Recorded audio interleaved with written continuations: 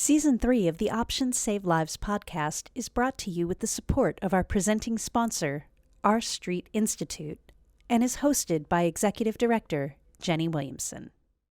Today we want to welcome Kristen to the Options Save Lives video podcast. Kristen, please take a moment, introduce yourself to the audience, and share a bit about what your life was like before you learned about the Sinclair Method. Hi, everybody. My name is Kristen. I'm currently residing in Florida. I'm originally from upstate New York, Pennsylvania, that kind of area. I've been down here about 12 years now. So through childhood and everything, and through high school, college, everything was kind of normal. I did suffer from major anxiety, which carried through my entire life since I was about 11. I had it. But in high school and college, I drank, normally. I went to parties on the weekends, went to different functions in college. It was very manageable. I didn't even realize that at some point you couldn't have an off switch, because to me that just seemed so foreign, because it was so easy to turn it on and off at that point. And then through the years, I entered into a very stressful career, got married, a lot of life things were happening. My anxiety just kept escalating and escalating. And at that point, I was never properly diagnosed with my mental health issues. And so actually prior to COVID, I was drinking where, I would go out socially and drink, but I was that person at the bar that always kind of wanted to have that one more. And when I went home, I always wanted to have that one more or two more. And that's when I kind of started realizing, like, why is everybody else like going home and going to bed, but I want to go home and drink more. So that's kind of when I started to notice a difference. And not that I thought I had a problem at that point, but that I was drinking more than I should be drinking. And then when COVID hit, so in early 2020, that's when everything really hit me. Now I know I was diagnosed with severe OCD. Not sure if anybody knows a lot about OCD, but basically you have obsessive thoughts and feelings, and what you do to help them is compulsions. Well, my compulsion started becoming drinking, because by drinking, I shut my mind off. I shut those repetitive thoughts off. And in the moment, it felt like it was working. But then during COVID, everything was so weird. You couldn't leave your house. You couldn't see your friends. I now was working from home, which I was not a fan of. It completely ruined my structure, my day-to-day, everything changed. And very quickly, I became an all-day, everyday drinker. So it hit me, and when I mean it, AUD, alcohol use disorder, hit me like a ton of bricks. It did not take decades to form. I think it had been there probably about 10 years, I guess, if I think back. Like, I was drinking more than the social drinker, but it wasn't a problem. I was totally functioning. Alcohol did not control my life at that point. Not that I could say take it or leave it, but I was not physically, addicted to it until 2020. My body became so physically addicted. It was wake up in the morning, have to have a drink, because the withdrawal was already happening. Even though I had only not drank since 6 to 8 hours when I was sleeping, but my body already wanted it that next morning. So it became this adventure to how was I going to get my next drink.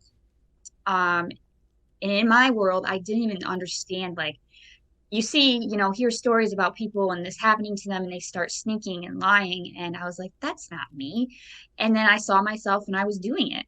I was doing exactly what all these other people had talked about, that they've done, or that their loved one had done.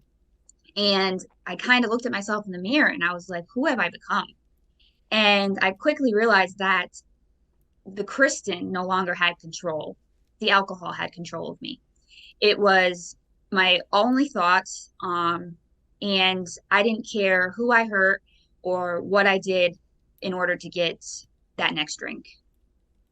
And with my OCD being, I think my OCD is what really led to the onset of the AUD. Not that I always haven't had it, because I think I am genetically predisposed to it. I think the OCD really put it in me quick and hard. Um, and because the more I drank, the more my OCD spun. So the more I wanted to drink to stop the OCD. And it was a continuous circle that never ended until I was so drunk that I would just pass out. And the next day I would start doing the exact same thing, because I had so much anxiety of what I just did the day before, that the only way I thought to cope with that anxiety was to just redo the entire day. So at that point, was drinking probably about um, 12 to 15 beers a day, which is, for someone that's, 100, 105 pounds, that's quite a lot. And the other problem is when I would get into these sort of binges, I would stop eating. I would get severely depressed. Um, so literally, I was just feeding my body alcohol and nothing else. So my body became very weak. My mental state became very weak. Um, Everything was full force. And at that time, I was living with my husband, my then husband. We're now divorced due to AUD. And he had mentioned, trying to go to rehab.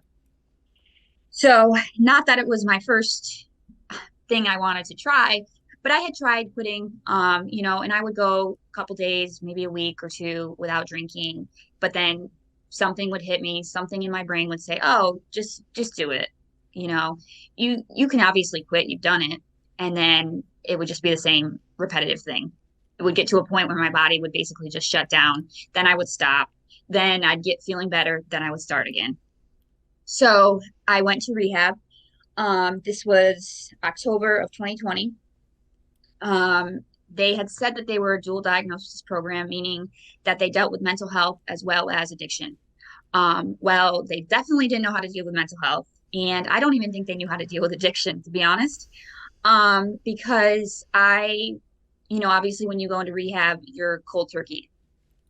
And I was obviously cold turkey. Well, within about 48 to 72 hours of being there, I started hallucinating. Um, Very extreme hallucinations. Then the delirium set in. And I thought people were there that weren't. I had no idea what was going on. I had tried to tell the people at the facility that I was hallucinating. They told me to drink some tea and go to bed. Um, so at one point, I was able to sneak and find a phone because, at rehab, they take everything away from you, and call my husband at the time and my mother and said, "Something's going on. I'm hallucinating." And so they were able to get hold of the facility, and they said, "You need to take my daughter to the hospital, like right now." So finally they did. And yeah, I was suffering from delirium tremens, which is the most severe type of alcohol withdrawal.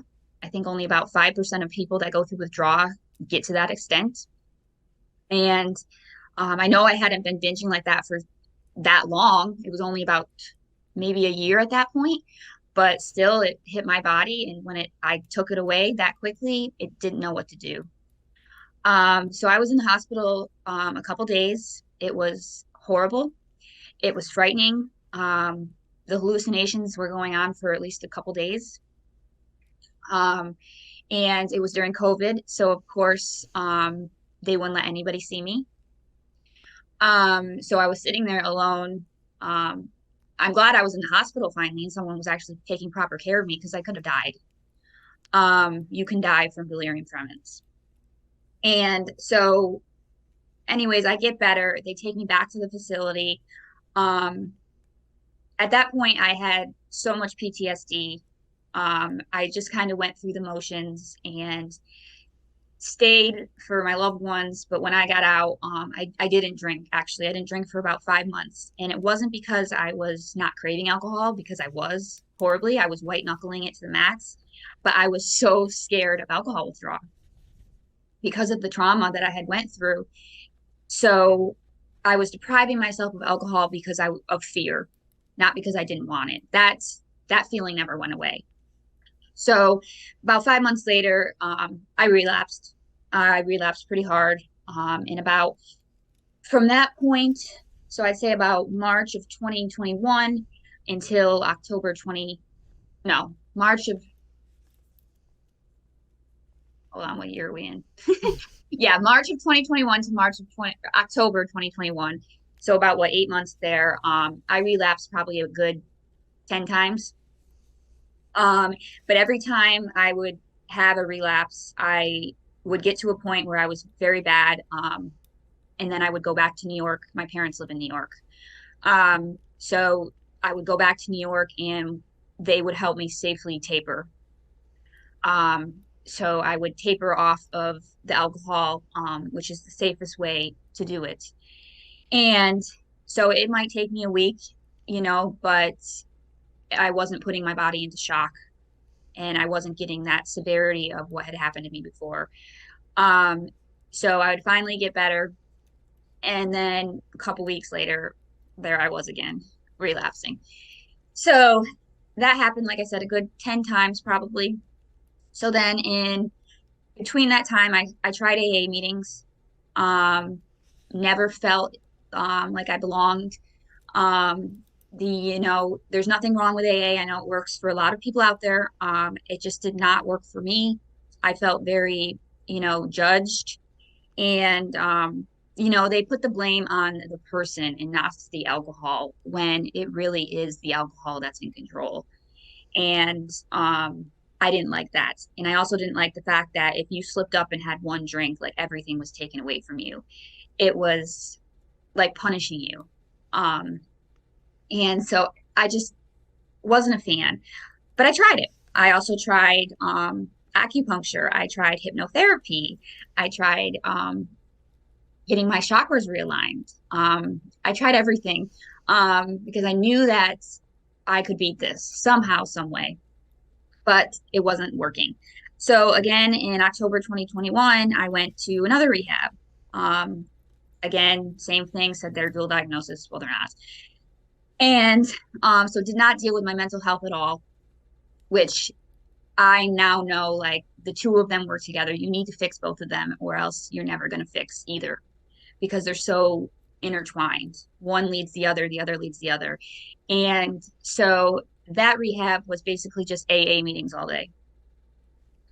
And was not helpful. But again, I stayed there for my family. Got out of there, I relapsed within 24 hours. Hardcore relapse once again. And at this point, it was, coming into January of 2022. And I was again back in New York with my parents. At that point, my husband and I were officially divorced. So I was dealing with that as well. Couldn't function. I had been off work this whole time because I had told my, company that I needed time to deal with some personal stuff. So I was off work about a year and a half, trying to figure this out and trying the best way to fix myself. So back and forth, I'd go between drinking to not drinking to tapering to everything. And it was just a constant cycle. Nothing was working. So I started to research and I found the Vivitrol shot.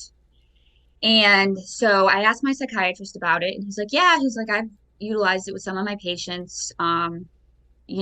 It's in you. Some people like to use it because you can't just stop or not take a pill. So it's Vivitrol, for anybody that doesn't know, is basically a shot injection. It's naltrexone in the shape of a shot, but it's in your body for 28 days straight. Would never, ever, ever recommend it to anybody. It sent me into severe, severe depression. We're to the point where I was just laying on the floor, couldn't get up, just beer cans everywhere. And the fact is, I couldn't get it out of my body. So, I started researching about it, and that's when I realized that it was essentially naltrexone, and that naltrexone is used a lot by doctors, and you're told to take it in the morning. So I told my doctor, and he's like, "Yeah, I can switch it to that." Well, that wasn't working either. So then I did more research on my own and found the Sinclair method. I was like, what is this? And an article came up like too good to be true. And I was like, yeah, that sounds too good to be true. I can still drink, but it's going to help cure my AUD. I'm like, okay. Um, so I did more and more research and I was like, this sounds like something that could work for me because the fear of not never drinking again scared the crap out of me. I'm only 34 years old. So that's a lot of life to have to stay sober, white knuckle it. And now we all know about, the alcohol deprivation effect, where at some point, sometime, the lizard's going to come out and it's going to bite. So, this just seemed awesome. So I told my psychiatrist about it, and he's like, I've never heard of it. He's like, but let me do some research. And he did some research. He's like, this sounds amazing. He's like, I cannot believe I've been in the industry 30 years and have never heard of this. And so he said, yeah, let's try it. So he prescribed me the naltrexone. He gave me as much as I needed. And at this point, before I had actually started the Sinclair Method, I found online Deer Haven Gardens, which for anybody that knows, was it's unfortunately has shut down since I attended, but they were the first treatment center in the United States that utilized the Sinclair Method to treat patients. And so I was very fortunate, and I owe them my life, essentially. I was able to go, I was one of the first 6 females there. And they taught us everything we needed to know about the Sinclair Method. We actually went through the process of doing it with them, where they were giving us our meds, making us wait an hour, giving us fun activities to do during that hour to keep us, busy. So we weren't thinking, looking at the clock. We were also I was surrounded by 5 other girls that were actually doing it with me. So we were, taking things from one another and the struggles or what works for them and, kind of utilizing it. Also, the doctors at Deer Haven were the first to finally properly diagnose me with severe OCD. And it was like that aha moment where I'm like, thank you. Finally, somebody listened. I kept telling everybody there's something else wrong with me. It's not just anxiety. And they had said, you're no doubt you have severe OCD and you were never properly treated or even diagnosed. And they said, let's, start you on this protocol, and you need to be doing the specific type of therapy called ERP therapy. Other types of therapy that I was doing for 20 years were not helping me at all. So between diagnosing me properly mentally, getting me on the Sinclair Method, I owe everything to Deer Haven. And after I got out of Deer Haven, we were there about a month. So during that month, obviously we learned a lot about TSM and kind of got into new habits and stuff. But that's basically where the Sinclair Method entered my life. Your recovery journey is uniquely yours. When you have questions or need guidance reaching your goals, there's a TSM coach for you at Your Sinclair Method Coaching. Book a coaching session today. It's really interesting that, one of the biggest misconceptions when talking to addiction professionals is that everybody who has an issue with addiction has a mental health issue. Even though statistically it's about 60%, so it's still more than half, but it's not everybody. But if the thinking in the profession is that 100% of people with addiction have a mental health issue, you had multiple rehab stays where they were not equipped to deal with your actual mental health issues that you needed help with. And I find that a little bit astounding, considering the attitude within the profession that everybody needs that treatment and that diagnosis. So, was that a surprise to you as well when you found yourself in supposed dual diagnosis treatment centers and didn't get that care that even the basic care that you thought you were going to get. Yeah, I mean, the first one was very alarming because, like I said, they should not have had anybody in there going cold turkey. I mean, they were not equipped to deal with that, clearly. Um, and then the second one, so when I went to the second one, I had my mom call, and say, "Are you positive that you deal with mental health as well? Because if not, we are not going there. We will find somewhere else." And they said yes. Well, as soon as I got there and I had, my first meeting with my therapist, she's like, "Oh yeah, I guess you have some mental health issues, but you're an alcoholic. So basically you're just a piece of crap. So we're not going to even look at the mental health. Let's just get you to stop drinking forever, and that will fix it." Okay. So yeah, astounding and quite crazy to me. And I'm a highly intelligent person. Like, I can have an intellectual conversation with these people, and I fought for myself. And what really aggravates me is that there's a lot of people that go into these places that don't have the ability to fight for themselves. And I would say, no, well, then I need to see this therapist, and you're gonna sit with me 4 times a week. I don't care. Well, other people were like, no, I'm too scared to say that. I said, no, they're supposed to be here for you. And so that's what it really aggravates me about. And I can't speak for all rehabilitation centers, but I know a lot of them are like that. They just want you basically to have 30 days sober, and then they kick you out, and they could care less what happens after. And it's sad because I do have the resources and stuff to be able to find other avenues and, to approach things like Deer Haven, where a lot of people don't. And I hate that. I really don't like that. And I hope that something comes along one day that will help those people. Because just because they don't have the resources, or they don't have the voice, or they don't think they have the voice, that they're not getting the help they need. You mentioned you tried a lot of different things before finally finding the Sinclair method. Was there anything that you were able to take from, whether it was AA or any other option that you tried, that helped you along your process once you did find the Sinclair method?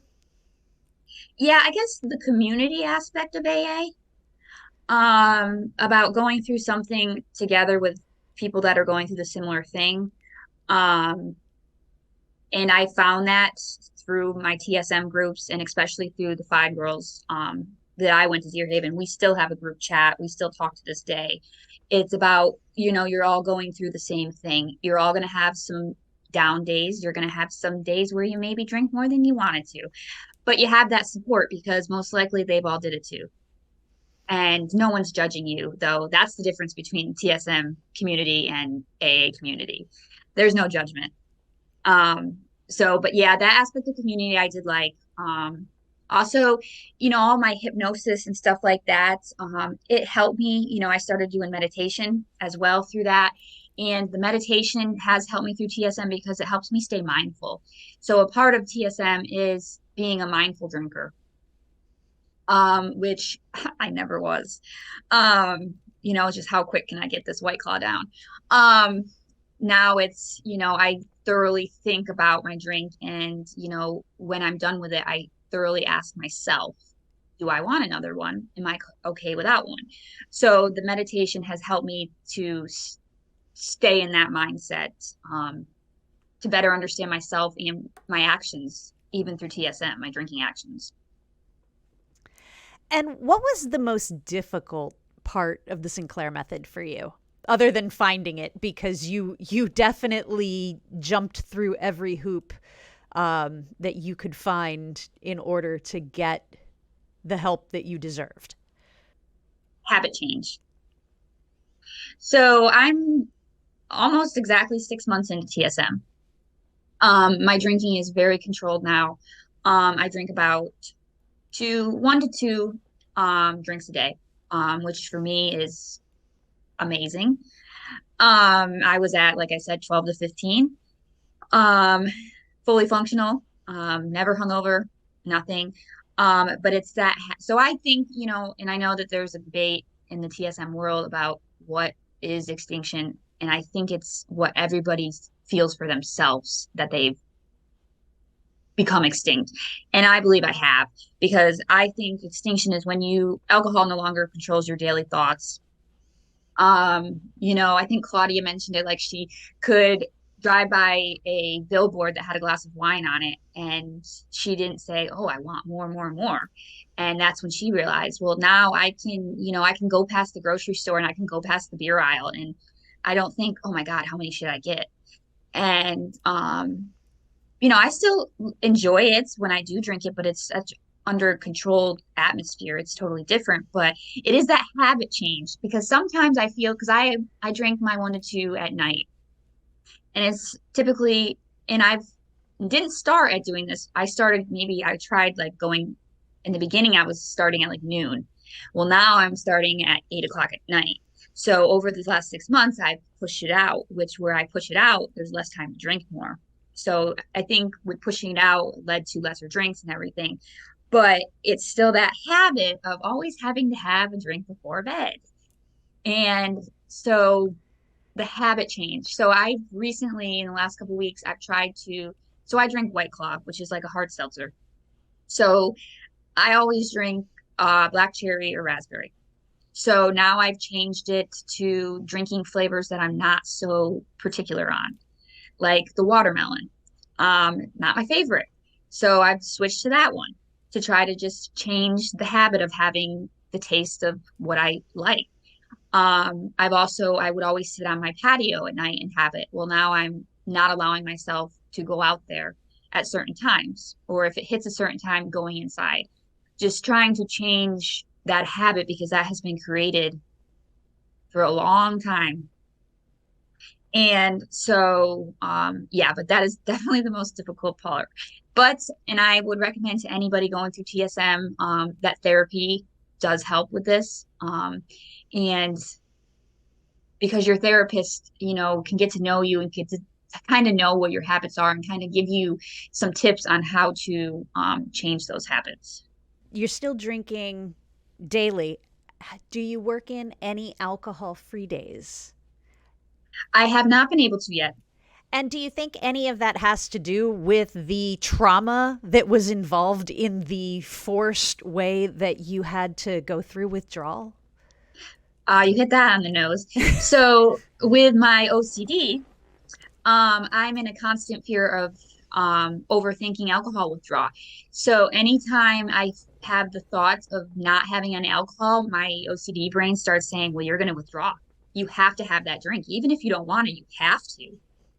And so I've been working with my therapist and psychiatrist on this because my OCD is definitely hindering me having those alcohol-free days. Whereas I understand everybody's brain is going to work similar, but my OCD brain is so intense that it's, like you said, it's the trauma has created this thing in my brain, which is making it more difficult to get those days. And one thing I would like to point out to anybody who is listening is that it's really important and so awesome that you know what your struggle point is. You're working on it. There's no timeline when any individual person needs to start taking those alcohol-free days. Trying to push yourself through it when you have a legitimate reason why you are not ready can actually backfire and make it that much more difficult. So please listen to the importance of this and the progress and success that Kristen is having, even though she's not having alcohol-free days yet, because I know there are so many people who will look at others and say, well, they're having alcohol-free days and I'm not, so this must not be working for me. So I'm so glad to hear that you know what's standing in your way and you're working on it at your own pace with somebody who is helping you work through that instead of trying to headlong exposure therapy yourself into an alcohol-free day that might actually set you back instead of helping to propel you forward. So I think it's just that exactly. Because everybody wants that, say you can do an alcohol-free day, and yeah, that's great. But like you said, doing it too early, I could. So the thing I like about TSM is, excuse me, you're in control. You. The alcohol doesn't have control, but you have the control. So you have the decision if you want to have that drink. And by somebody telling me you got to have an alcohol free day, that's taking the control yet again away from me, just like AA tried to do, just like rehab tried to do. Well, I don't play that game. And when somebody tries to do that, I usually go the opposite direction. And so, no, if you're in control, and whether you're having a drink or two, or even if you're having a couple and you feel in control, then you're succeeding, even if you're not having the alcohol free day. But without the alcohol, you know, taking over and you staying like in the driver's seat, be okay with it. yeah, it'll come when it comes. Mm-hmm. And you'll get there. It's not that you don't want one, it's that you are working toward it at your Yeah, pace, that's a sustainable pace, taking care of the things you need to do in order to get you closer to that. It's completely different if somebody's like, "No, I just don't want to ever have an alcohol-free day." That's a different issue to deal with, but some people who truly want to get there aren't going to get there easily, and it's okay. It's absolutely okay. It has to be at your own pace. For anybody who's familiar with Bruce Rose from Alcohol Recovery Scotland, and most people in the TSM communities know who Bruce is, he has told me that in his belief, the absolute worst thing a person can do to their own progress on the Sinclair Method is to force themselves to do too much, too fast, in a way that's not sustainable for them. Talk about the change in your life now and how your life is different now that you've started the Sinclair Method. It sounds like you've built an amazing support system that has lingered on beyond when you were doing your time of rehab at Deer Haven. So talk about just how your life has changed. my life has changed completely. I mean, I think back, and so a year ago today, I was still in my second rehab. Um, November 6th is when I got out, and November 7th is when I relapsed. So I think back, and I remember that year, and I remember so eager to get out, and because I knew like I could get alcohol. So still, my thoughts, that was what they were geared towards. And at that point, I knew my marriage was over, um, which was a hard pill to swallow. We had been best friends for a long time. And so it was a lot emotionally. I was a wreck, because I was really trying to work on myself, my AUD, my mental health. But then I was being thrown all this on top of it. It was a lot to handle. And fortunately, I have amazing parents, that have stuck by me the entire time, even when I was nasty to them, because they were trying to help. And, um, you know, I didn't want the help at that point. And it was just living day to day, wondering how you're going to get your next drink, wondering if, I was going to even wake up sometimes, to be honest. And because I have a very tiny body and I was just flooding it with alcohol. And I think there was one time, this was during the Vivitrol depression, that I didn't eat for, it was like 11 days, and didn't shower, didn't get out of bed. Um, I was so depressed, and I just would look around, and I'm like, what has my life become? Like, this is awful. Like, I was at that point where I was like, I don't even belong, like, deserve to be here. Like, I am causing so much pain to everybody I love. My mom is having physical reactions, with her health because she's so worried about me. And me and my mom are very close. And I couldn't take that I was doing that to her, but I couldn't stop. I wanted to so bad, but I just couldn't. And, everybody kept saying to you, and I know that they don't mean it this way or they don't understand it, but they're just stop. Why is it so hard to stop? My dad has really never drank his whole life. My mom's a social drinker, but my dad never drank, so he doesn't understand any of it. And he was so flabbergasted at why I couldn't just stop. And so, a lot of people were, but I kept telling them I can't. I really can't. If I wanted to, do you think I'd be sitting here in my bed without showering, without eating? Like, it's not fun. I'm not having a fun time. Like, cheers. No. It's horrible. I'm literally killing myself in reality. And so I was just so defeated. Because like I have explained, like I tried a lot. I was not a person that just sat there thinking overnight it was going to happen. I really tried. And when so many things failed, it was just kind of like, okay, I guess this is how I'm going to be until, God decides it's time for me to go. And now I look back and I was like, who was that person? And I know that Kristen was in there somewhere, but she was literally flooded with alcohol. Um, and I was not thinking straight. I was not acting straight by any means.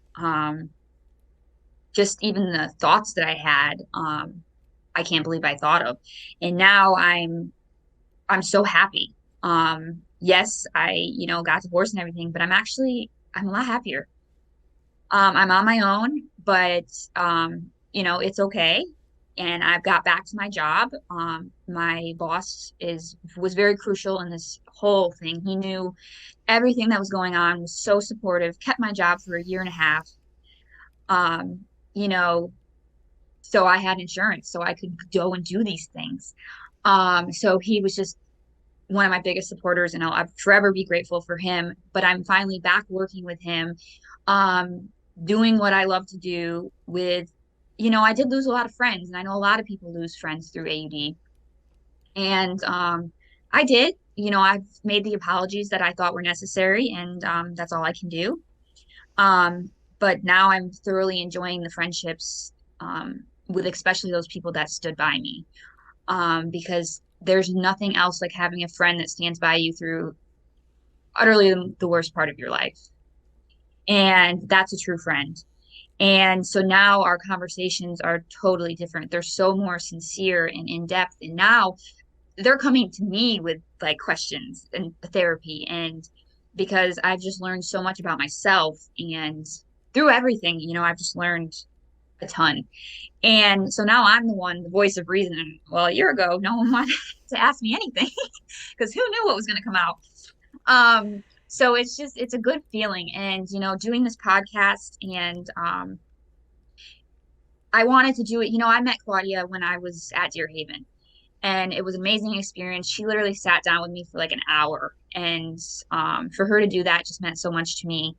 And just talking with her, we had a lot of the same experiences. And it was just nice to hear somebody, that was there, but she's doing so well and that it worked. And so, it was just an amazing experience. So I've continued to follow and I'm part of her heroes group.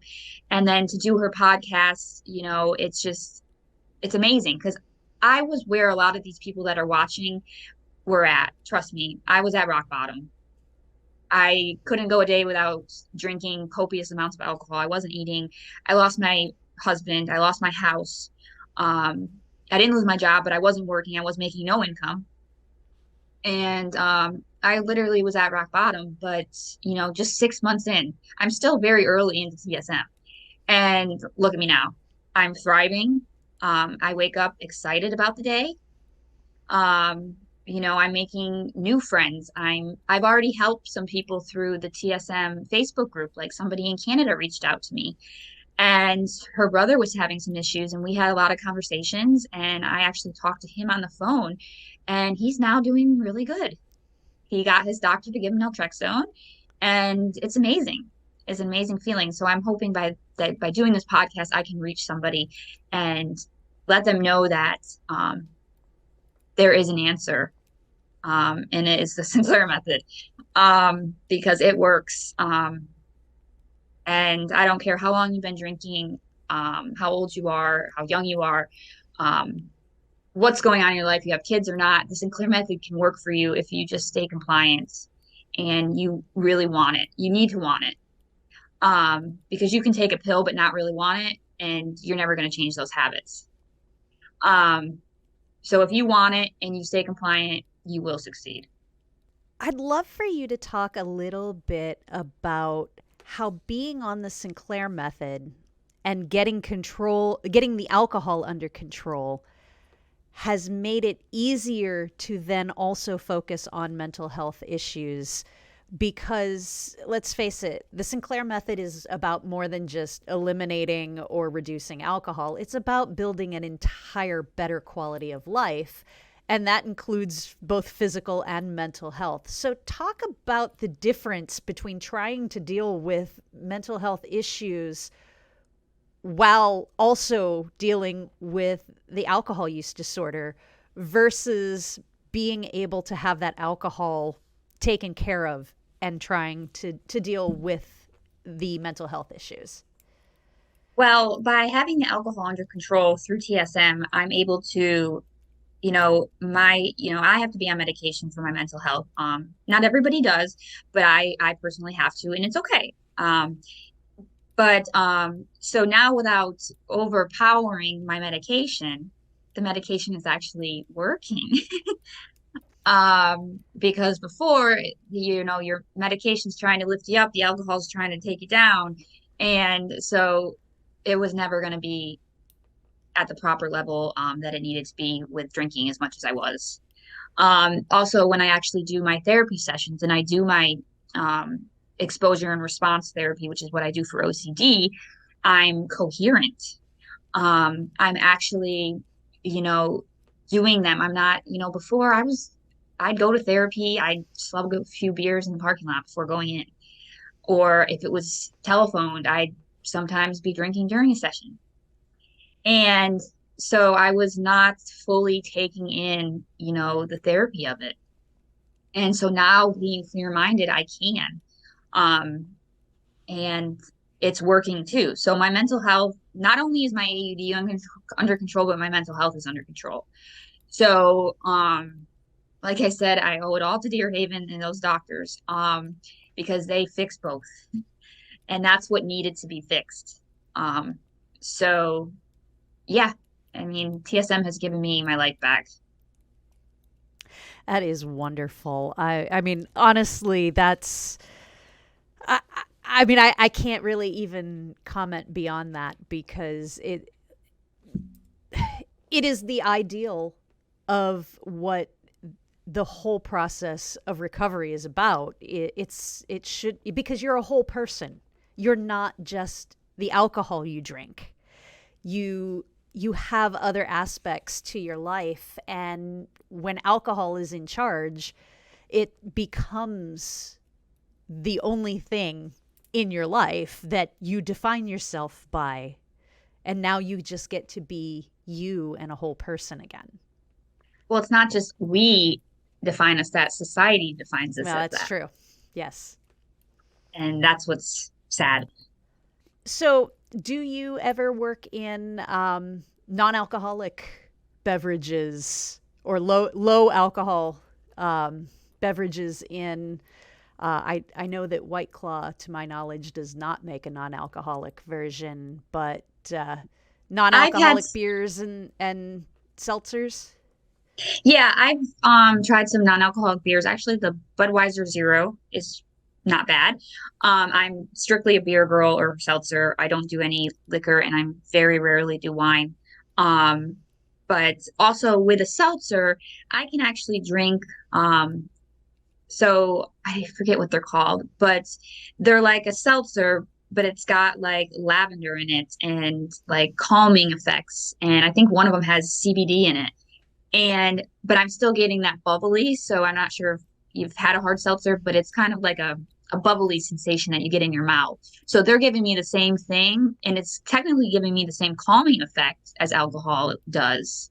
It's just no alcohol. So it does trick my brain um, into saying, is that a White Claw or is that, you know? So I do those more because I don't think that there's technically a hard seltzer 0% unless I'm haven't seen it, but you can kind of mimic it with any sort of seltzer. Yeah, I know there are some that are more like hop infused water, CBD, things like that, with various botanicals, as you mentioned. And that's another thing that is so different from the abstinence only mindset that is very anti non-alcoholic beers um, as the gateway to relapse or so, where we actually on the Sinclair method we encourage have those other things because they help the habit change a little bit in a nice easy way, because as you said, it's the same experience when you drink it, it just doesn't have the alcohol content. Yeah, at Deer Haven, actually, we would have like mocktail parties, and we had like bartenders come in, and we would have like a cocktail artist like party, and but it would be with all mocktails. So it felt like you were like, I think a lot of people with AUD, I mean, at least I did, I isolated a lot. Because I didn't want anybody to see me and or see how much I was drinking. But with that sort of environment, like I finally felt like I could be in public, but um I wasn't really even drinking, but it felt like I was. So even if you want to go out to a bar and maybe you take your pill and you want to have a drink or two, but maybe in the middle of that you have a mocktail. And that way you're not getting pressure from people, because I know there's a lot of, I mean, alcohol is so in everybody's face these days, and in mainstream. I mean, I don't think you can go 5 minutes without seeing some sort of alcohol commercial. And so I know a lot of people will say something or they feel weird not drinking a lot, or someone saying something to them. Well, then just have a mocktail. And if that makes you feel better, then do it up.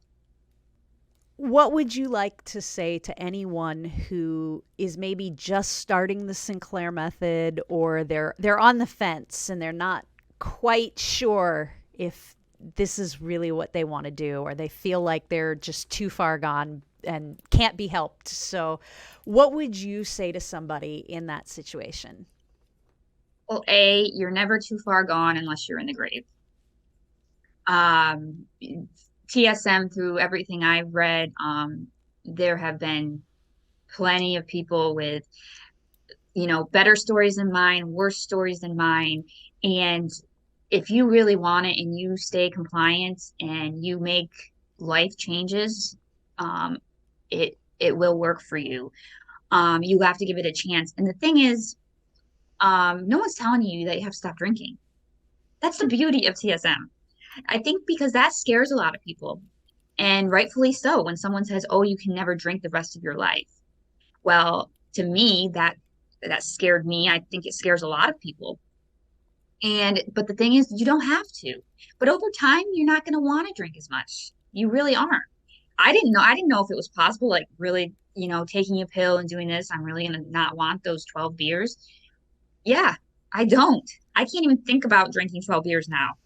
Like, holy cow, how was I doing that?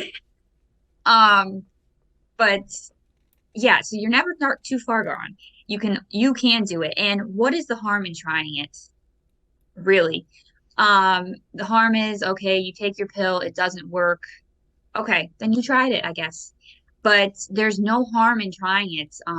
There's like very rare side effects from naltrexone. It doesn't interact with like other medications unless, they're opioids or something like that. But it's a very mild medication. So really the harm in trying it, there is none. I mean, the worst case scenario is I know that some people have to like maybe add a prescription with it, and that's okay too. But give it time. I see a lot of people on our Facebook groups like, oh, I'm a week in, it's not working. And I was like, oh, give yourself some grace. It didn't take a week to get where you are today, did it? No. You drank for a week straight and you became addicted? No. So it's gonna take some time for that, neural pathway in your brain to switch. And so don't get hard on yourself if it's not working right away, because it's not a magic pill. If it was, then the makers of naltrexone would be billionaires. But you gotta give yourself some time and some leeway. And I know also, at least it happened to me with some of the people in my life, trying to explain to them doing TSM was difficult. And some people had said, oh, it's just your excuse to drink. And I said, no, I don't think I need an excuse to drink. If I wanted to, I'm going to drink. So no. But hey, this has worked for 78% of the people that have tried it. Why not try it? And if I'm drinking, well, then I'm drinking. But it's better than the alternative. It's better than, for me, it was better than going to 9 more rehabs and then relapsing worse and worse every time after and spending how much money. And it was basically just a detox. Wasn't given the tools, to try to make changes. And I was just depriving myself of, what my body wanted. And so, like I say, there's no harm in trying. If it doesn't work, I guess, or you don't want to give it enough time to try to work, then that's your decision ultimately. But I think it's worth a shot. Well, thank you so much for spending time with us today. I really appreciate it. And I hope that everybody who sees this is just as inspired by your story as I am. Thank you. It was really nice to be here. And I hope so too. If I reach one person, then that's all that really matters. So, and just keep up the good work, you guys. If I can do it, you can do it. This TSM Quick Tip is brought to you by the C3 Foundation with support from our sponsor, Alcure. Claudia, do I have to just have friends who don't drink? No, not at all. If your friends drink normally or in moderation, that's perfectly fine to hang out with them. And if you have heavy drinking friends who haven't reduced their consumption and you're concerned about spending time with them because it might be a bad influence, why not suggest activities that don't involve drinking alcohol? Go to a museum, go to a play, go to a book club, go to a brunch, go for a hike, go to the beach. You don't have to drink for everything. That is so true. Yeah, and you can see those friends there.